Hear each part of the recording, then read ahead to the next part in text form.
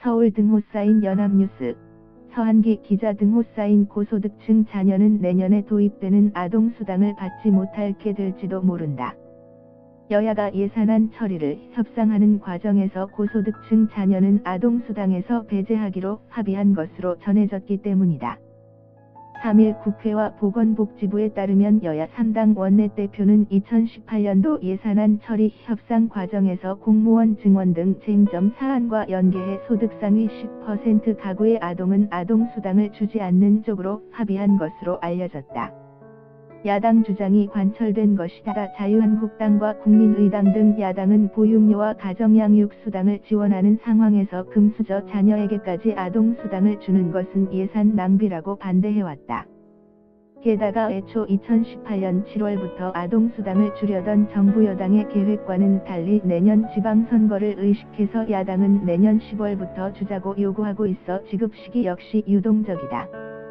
이런 여야 합의대로 내년에 아동수당 정책이 시행될 경우 소득 수준에 상관없이 내년 7월부터 만 연 5세 아동에게 월 10만원의 아동수당을 주겠다던 문재인 대통령 공약은 크게 후퇴하게 된다. 이렇게 되면 내년 지급 대상 아동 253.1만 명 중에서 소득과 재산을 기준으로 소득 인정액이 상위 10%에 해당하는 25만 3,000여 명은 아동수당을 받지 못할 가능성이 크다.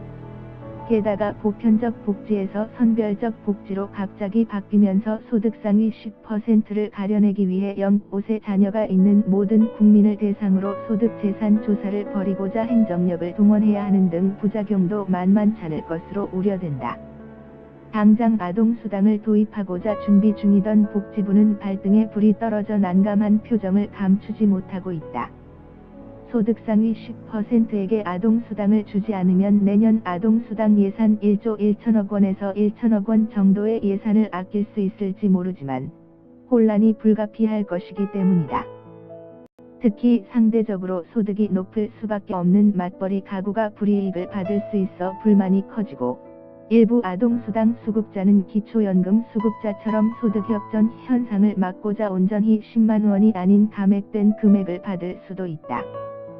참여연대는 성명을 내어 보편적 아동수당은 국민에게 한 약속이라며 약속을 저버린 정치권을 강하게 비판했다.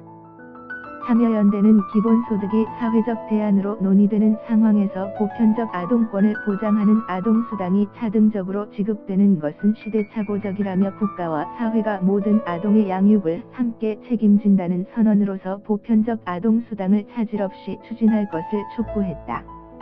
현재 경제협력개발기구 OECD 35개 회원국 중 아동수당을 도입한 나라는 한국과 미국, 멕시코, 터키를 제외한 31개국에 달한다. 이 중에서 20개국은 소득 수준에 상관없이 모든 계층의 아동수당을 지원하고 있다. shj@inno.co.kr